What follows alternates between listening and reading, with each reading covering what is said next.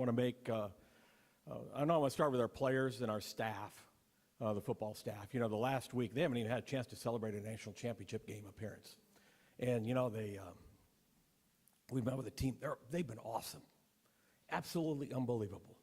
And I had about 20 of them that I've had a chance to talk to, and they told me what they thought they wanted and what we thought we needed. And I think we have the personification of that in Jedd, and we'll talk about that in a little bit. But I just want to thank them because their class, their character, you know, they represent us so well all the time. But this last week has really proven what we have in our student athletes and our staff here. So I want to thank them first and foremost.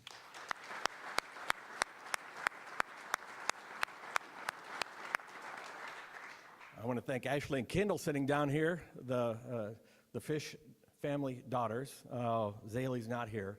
But I want to thank them because, and I just went through it myself, them agreeing to come.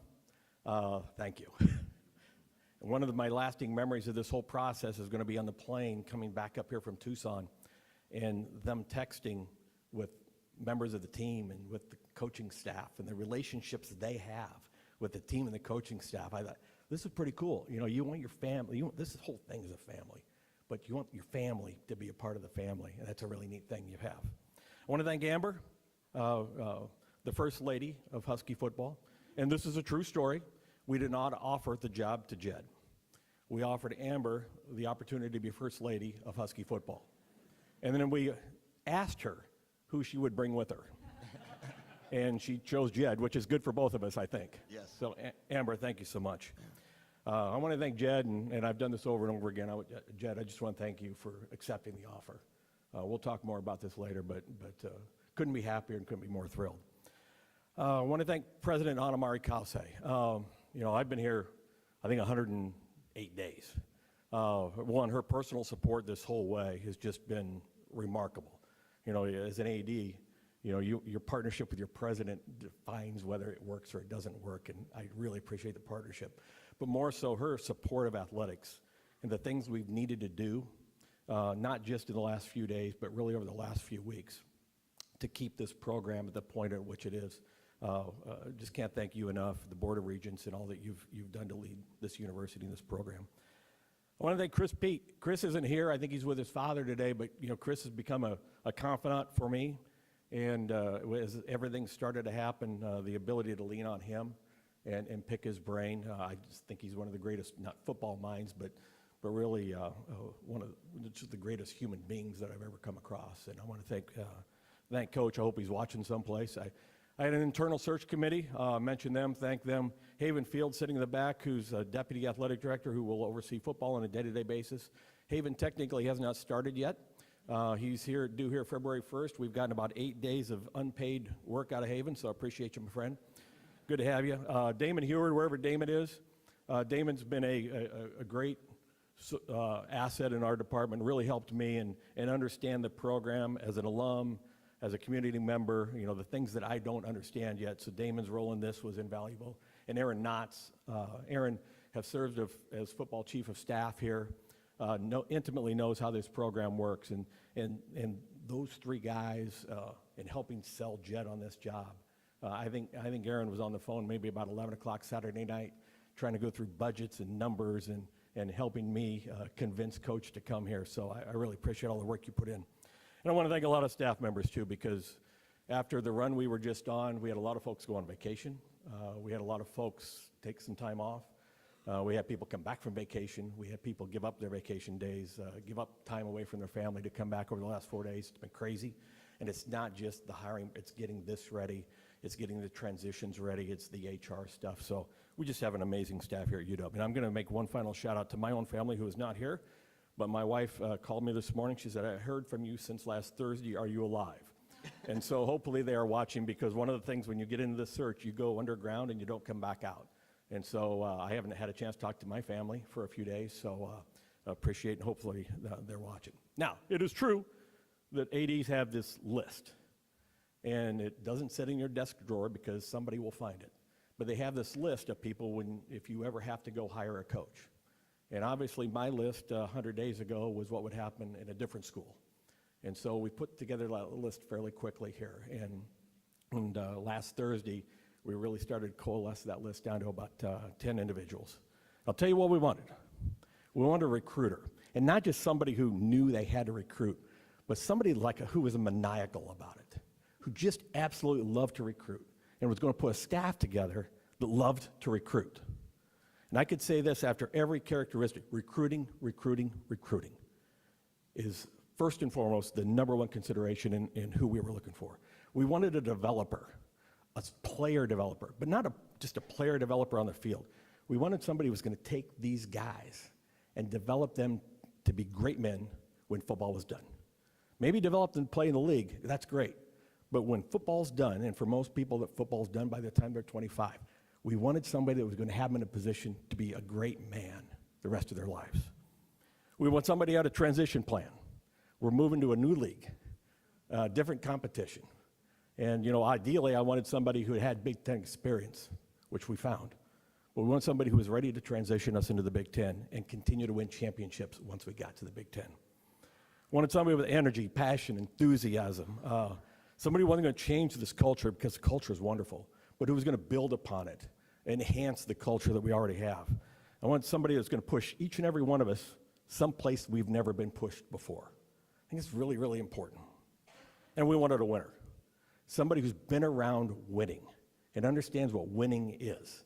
And if you look at Jedd's resume, he's been around winners, like the greatest of the great professional and college coaches. He's been around winning, and then how does it translate? We wanted somebody who could take that and translate it to winning, which he's shown he could do in the league that we're in. So I didn't think we could find somebody that matched all those characteristics. I thought it was a little bit aspirational. I thought maybe we could find somebody that hit 4 of the 5 or 5 of the 6. But last Saturday afternoon, about 3 o'clock, Jedd and I had our first call. Last Saturday afternoon, I guess that was 3 whole days ago. And after that phone call, you talk about blowing your socks off, blowing the doors off, whatever it is. I hung up the phone and said, we found the guy. This is the guy that matches everything we wanted. And then it became, can we get him? And I had my second call with him about 10 o'clock Saturday night and asked if we could come down and meet with him and his family the following day in Tucson, which was yesterday? Okay, 2 days ago. My calendar's a little messed up. And then we had AK on the phone laying out what the program was, because I didn't want him to have any surprises. Everything that we knew about the program, he was going to know about the program. We flew to Tucson with my team, sat in his house, met his family, had a great conversation with the family, offered Amber the job. She accepted. Coach signed the MOU, and here we are. This went quick. From the time I first talked to Coach until the time we got on the plane was about 30 hours. But trust me, a lot of research had been done well in advance of any of this. So I thought we might have had the right guy, but when we got off the phone, I knew we had the right guy. So I'm pumped. I think everyone associated with Husky football is going to be pumped. And I know we went through a lot, and there's a lot of emotions, and they go up and down. But I will tell you, we are in a great place going forward. So at this time, what I would like to do is ask President Kyle-Say and Amber to come forward, and Jedd come down. We've got a little presentation, then I'm going to introduce to you our next head football coach.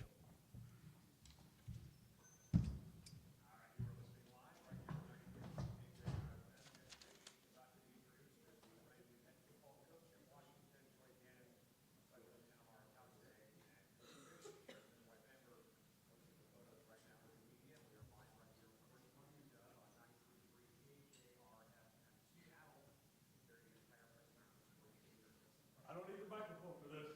Please welcome our next head football coach, Jedd Fisch.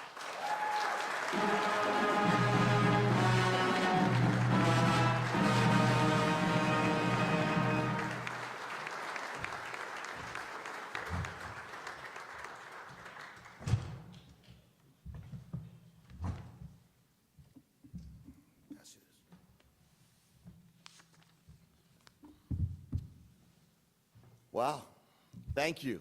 It's a little unique. The last time I had a press conference to be a head coach, it was on Zoom during COVID.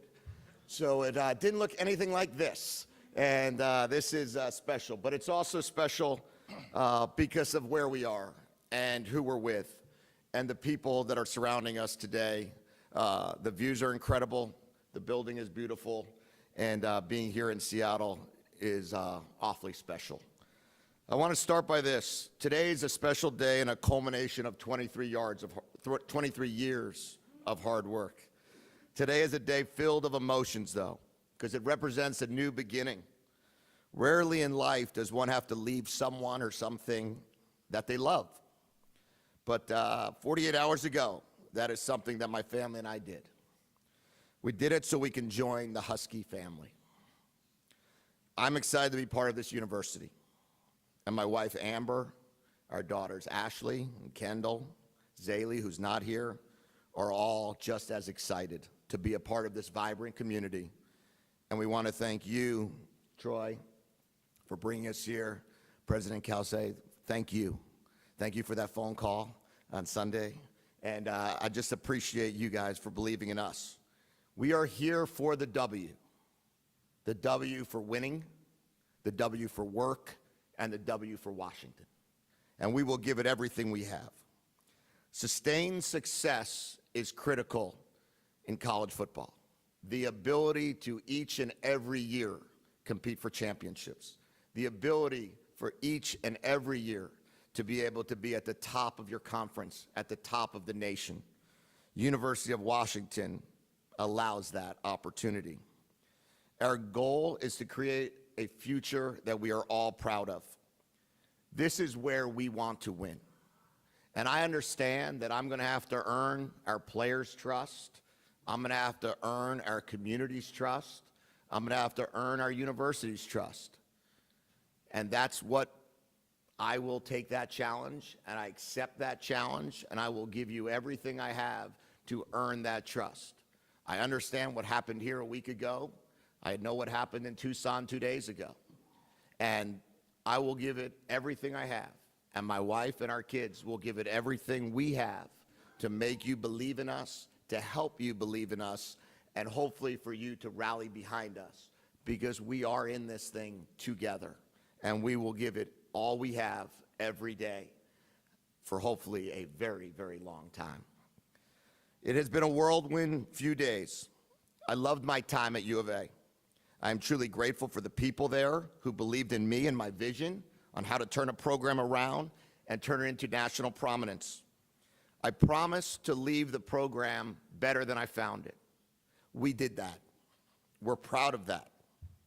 For that, I will always be grateful to President Robbins, to Dave Hickey, the athletic director at University of Arizona, and the entire community. I did not take the decision to come to University of Washington lightly. But once President Kelsey and once Athletic Director Dannon showed me what is possible in Seattle and what their vision of the future looks like, there was no answer other than yes.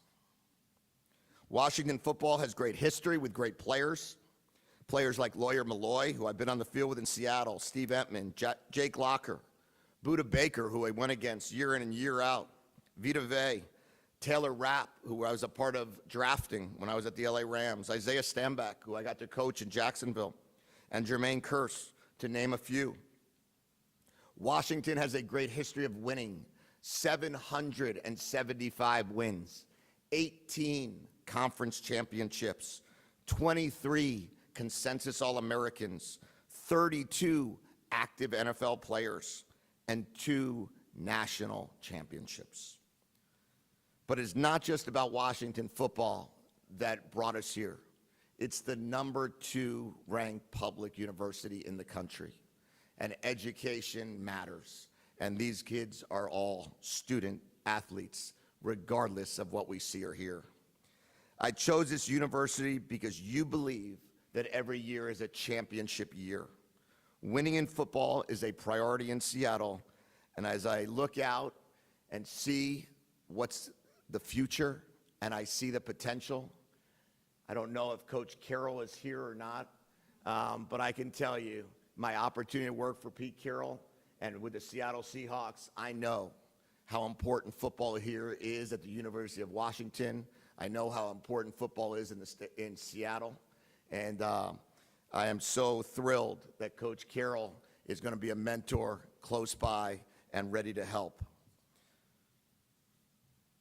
I could not be more proud to be here and to build this program together. It is the most unique situation to take over a team that just finished number 2 in the country and are 14-1. The job that was done here is fantastic, and I understand that. I recognize that. We are not going to rebuild, but we are going to reconstruct. There's a roster that has a lot of changes. There's going to be a lot of new players, a lot of new faces, new coaches, new support staff. But this team, the team that achieved some of the greatest accomplishments in all of college football, deserves a ton of credit. And for all of you that are here, please give yourselves a hand. You certainly deserve it.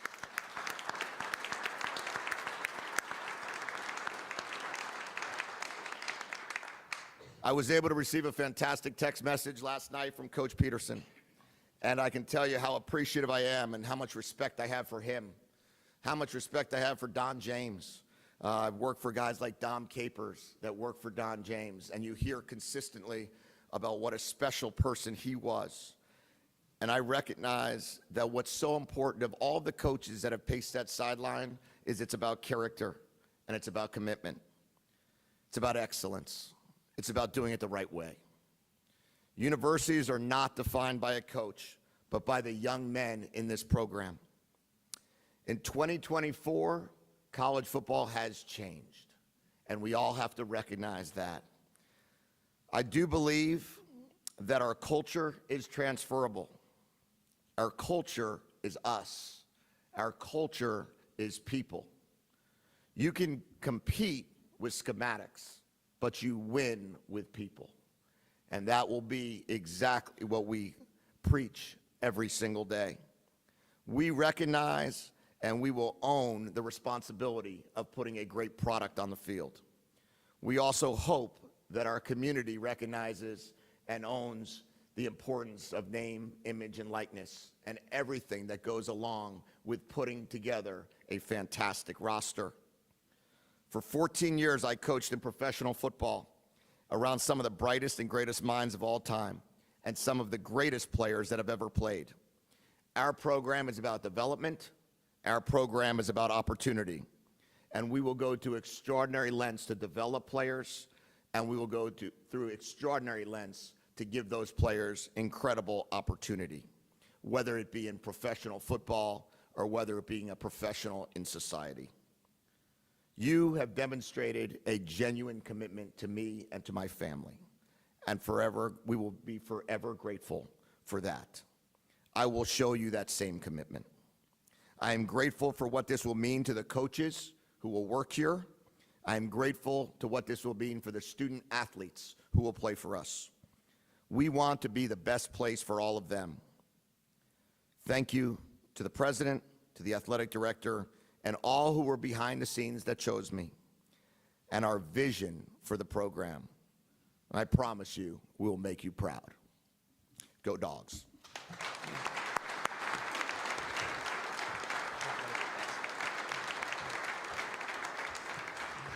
Thank you very much, Coach. With that, we'll have a little bit of brief Q&A. This for the press only, of course. We'll keep it relatively brief as we'll have some breakout session time afterwards. So with that, any member of the press with a question for Coach or Troy, please go ahead. Mike? Mike Farrell, Seattle Times. I'm curious, obviously you know the situation here where there's been 3 coaches in 5 years, and there's a fan base that's been taken through ups and downs, and probably is wondering whether they should keep on watching, keep on buying tickets, all those things. What would your message be to a fan base that has been through a lot and is wondering how much they should commit to this program? Well, I would start with, I think they probably enjoyed the season and saw a lot of wins. And I would say that I understand that there's always concern currently in the environment we're in about how much can we get behind one person, one coach, one situation, but they're getting behind a university. They're getting behind the team. They're getting behind the players. They're getting behind the history. So I think the greatest part of what we have here is we have a fan base that's supporting University of Washington, that's supporting the Husky Nation. And I would imagine that they loved every aspect of going 14-1. I imagine they love every aspect of winning 22 or 23 games the last 2 years. And I hope that they'll continue to support us in that same manner. recognizing that it's our job to do everything we possibly can each and every week to give a winning product. Christian, go ahead. Troy, I'm curious about the timeline. When did this search really start, considering when you started to find out about the possibility of Alabama and all those things? Well, in some ways, you're in search mode every day. You never know. And so obviously that list was percolating. But really, when I got notification on Thursday that from Alabama that they wanted to talk to Kalen formally, we kind of went into full-bore lockdown search mode. Now, if we didn't need to hire a coach, we didn't need to hire a coach, but the exercise began at that point in time. That's when, I like to use the term lockdown, well, that's when we got in the office and just started really digging. But in some ways, and you know, and I've said this, you know, when we had an unsigned contract and we couldn't get it signed, you know, it gave me pause. And so I wanted to make sure that I was prepared if we got to this eventuality. Aaron, go ahead. Jedd, welcome to Seattle. Welcome back to Seattle, I should say. Thank you. Kind of piggybacking off of what Mike was saying, in terms of being here long-term, is this a place where you see yourself setting down your roots and being here long-term in the current environment? And given that the last person said that he did, now he's at Alabama, what would you say to that? Right. Well, I think that's always the problem, right? You can't be right, you can't be wrong, whatever you say. I know that comment's always going to be made. Is it a destination job? I would answer it this way. The Big Ten, the SEC, right now is who's leading the football pathways. The college football landscape is about getting to the CFP. There's 12 teams that are going to compete every year starting next year in the college football playoffs. If you look at what teams traditionally compete, it's about the same 12 or 14 teams. University of Washington is one of those 12 or 14 teams. That's why we coach. We coach to be able to take a seat at that table and to be able to give yourself a chance every single year with resources beyond belief, with an opportunity to go out there with a fan base that's dying to continue to win, that have won national championships. And the idea of staying is why you come. The idea of being here is to win championships. And that's all I can promise, that we're going to be here every single day doing everything we can to win a championship, knowing that Washington has the opportunity to do that every year. I want to jump in. You didn't ask me, but I will. As my staff knows, I tend to do that. You know, our job, our collective job, all of us, no matter what role we have in the program, in the university, in the community, is to make UW aspirational. And that's true with faculty, that's true with researchers, it's true with students, it's true with coaches, it's true with ADs, it's true with our athletes. We want this to be aspirational in every way. And the best should seek us out. We don't control anyone's lives and what they choose to do in their lives. The best we can do is make sure that this place remains a destination location in everything we do. I told Coach, we had this exact conversation during the process. And I said, I want this to be such a good job that you don't want to leave. Hey, maybe it's a Seahawks call, right? You can go across town. But I want this to be the best job in college football. Now, how do we make it the best job in college football? And that's the challenge that the athletic department has. This is the challenge that the president has in making this the best institution for everyone. Chris Francis, Cairo, go ahead. Coach, Troy called you a maniacal recruiter. And I'm not sure what the exact number is, but I think there's only something like 65 guys on the roster right now. Can you describe the job you're going to have here to not only retain who's here, or maybe bring him back out of the portal? How do you describe what's ahead of you right here in this next few weeks? Yeah, well, it's certainly an interesting situation here because I believe right now there's 17 players in the portal. From this roster, there's 9 players or 10 players that have declared for the NFL draft. You probably have the most amount of players that are going to get drafted in the NFL will probably come from the University of Washington this year's draft. So we know it's going to be a completely different football team in 2024 than what the community saw in 2023. It's our job to be able to put together the best product. And it's our job to do everything we possibly can in what has become a very strange college football calendar. The transfer portal has closed. in regards to the next time it opens is in April. The early signing date has almost caused 90% of the high school students to sign early. So the availability of scholarship players is going to be interesting, to say the least. But what we have to do is we don't just recruit for 1 year. We recruit for the eternity of college football. We're going to recruit for a program that we're going to go out here tomorrow or the next day, and we're going to build a 25 class to try to make it the best possible recruiting class it could possibly be. And then we're going to see what happens over the course of these next couple weeks on hoping to retain this team the best we can. And then if there are other available players that are in the portal, then we're going to look at those as well. But what it comes down to is we want to maniacally recruit daily for as long as we are here. And we're going to recruit the 25 class, the 26 class, the 27 class, the 28 class, and continue to try to build a roster that we can all be very proud of. Questions? Go ahead, Lars. Yeah, Coach, building off of that, how do you view building a roster from a numbers perspective, high school transfers? Kind of how do you go about doing that? What's your philosophy on that? Yeah, we're about development here. And what we really pride ourselves in is finding high school players and developing them. One of the issues that's happening in college football is that high school kids are being looked over because everybody's in this constant quest and the pressure of having to win this exact second.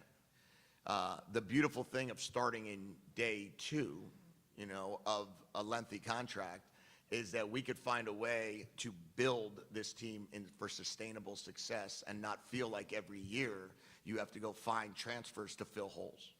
Now, we would love to be a team that can sign 20 high school kids every year, 25 potentially, and then use what I call free agency or the transfer portal to fill in the gaps. When you've coached in the NFL for a bunch of years, you learn that you want to build your team through the draft. You don't want to build your team through free agency. You want to build your team with a mission that you can get players, develop players, keep players, retain the players, and then bring in people to help you win the championship. And that's what our goal is going to be, and that's how I envision it happening. Kim, go ahead. I know there's a process and things need to be finalized. It's good to see Jordan Paopao back here. He was here before. Jimmy Doherty was here before.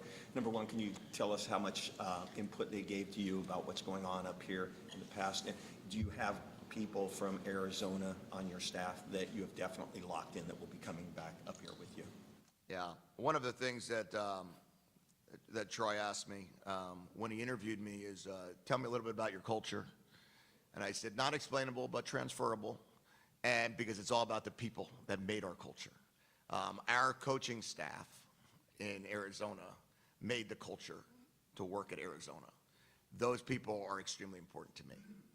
When this opportunity came up on Saturday night, Sunday morning, I spoke with Coach Doherty, Coach Carroll, Coach Paopao about their experiences here, living in Seattle, coaching at UW. What does that mean? What does that look like? Tell me everything. And it's going to be our goal to be able to get all of them here and to get that crew together, stay together. We have some fantastic coaches. I hope all of them come with us here. And we're able to bring that camaraderie, the personal touch, the families all together, and I think we will. Just a couple more, Chris Egan. You've talked a lot about just work right now, but let's talk a little fun. Have you even thought about coming out of that tunnel and what it's going to be like in that stadium there? Well, I haven't had much fun in this stadium, to be honest with you. So I haven't done a lot of thinking of that. We had Vita Vea give Josh Rosen a concussion on this field in 2017. That was a tough loss. Then in 2022, we had a shootout. If you can remember, it was 49-39 in that game. Tough holding penalty there. That was a tough one. But I would say this. I would say that, you do always imagine, and I have the greatest office view probably of all time. And when you look out there and you see that stadium and you see the water and you see that that every seat is going to be full, that you could just imagine, what that's going to feel like. And running out of the tunnel and what that's going to feel that very first game, the jitters of, both calling the game and running out the tunnel will be at a high end. But we're going to be excited about it and can't wait. All right, we'll take last question from Nico Tamarian from Como. First of all, welcome to Seattle. Just as Troy mentioned, he's always kind of monitoring the coaching landscape and seeing great coaches out there. As you've gone through your travels both in the college and pro ranks, was Washington a place always in the back of your mind? What was always your impression of Seattle and Washington specifically?